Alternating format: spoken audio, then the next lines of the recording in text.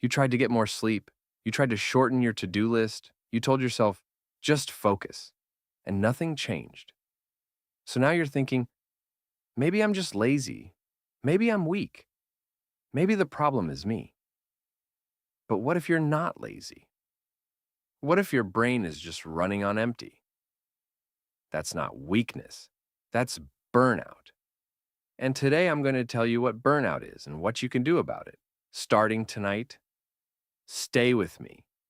Because one small change can change the way you feel about yourself. Burnout isn't just tiredness. It's chronic stress that hasn't been resolved. Psychologists describe it in three parts: emotional exhaustion, cynicism or detachment, and a decline in effectiveness. In simple terms, you're exhausted. You're losing interest in everything, and you feel like you can't do your job anymore. Sound familiar? You wake up tired, even after sleeping. Coffee doesn't help. Small tasks seem overwhelming. You feel irritated. You feel numb. You feel guilty for not working as hard as you used to. And here's the dangerous part. You blame yourself. But burnout isn't a character flaw. It's what happens when demands consistently exceed your resources. Too much pressure, too little recovery, too little control, too little support. Over time, your nervous system goes into survival mode. Motivation plummets. Focus deteriorates. Your brain starts conserving energy. You're not lazy. You're exhausted. And here's something important. Burnout is not the same as depression. They can overlap, but burnout is directly related to chronic stress, often related to work overload or responsibilities. This distinction is important because it means something powerful. If stress created it, then reducing stress can improve it. Now let's talk about what actually works. First, micro-refreshment. Your brain was never designed to work in a constant state of information output. Take 5 minutes out of every 90 minutes away from screens. Stand up. Breathe slowly. Go outside if you can. Small reboots prevent you from completely shutting down. Second, boundaries. Not dramatic life changes. Not getting fired from your job tomorrow. Just two small non-negotiables. For example, a clear shutdown at the end of the workday, and 30 minutes without technology before bed. Burnout develops in a blur. Clarity reduces it. Third, cognitive reset. Right now, your mind is probably repeating thoughts like, if I slow down, I'll fall behind. I have to handle this.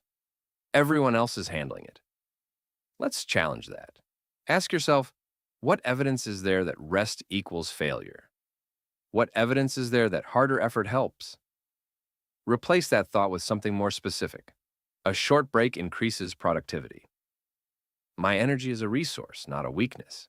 Rest is a strategy. That's not positive thinking. That's cognitive restructuring, and it works. Now I want you to try something simple. Name what you're feeling. Not bad, not stress. Be specific. Exhausted, hurt, overwhelmed, trapped. When you name an emotion, its intensity decreases. Your brain shifts from reacting to regulating. And here's something that many people don't want to hear. Burnout is not solved by willpower. It's solved by re-resourcement. This could mean reducing your workload, asking for clarity, delegating, rethinking your expectations. And yes, sometimes that means changing your environment, but not always. Sometimes the first step is simply admitting, there's something wrong with me. Not dramatically, not publicly, just being honest. So, once you stop calling yourself lazy, you stop attacking yourself. And when the self-attacking subsides, the energy slowly returns. Let me ask you something.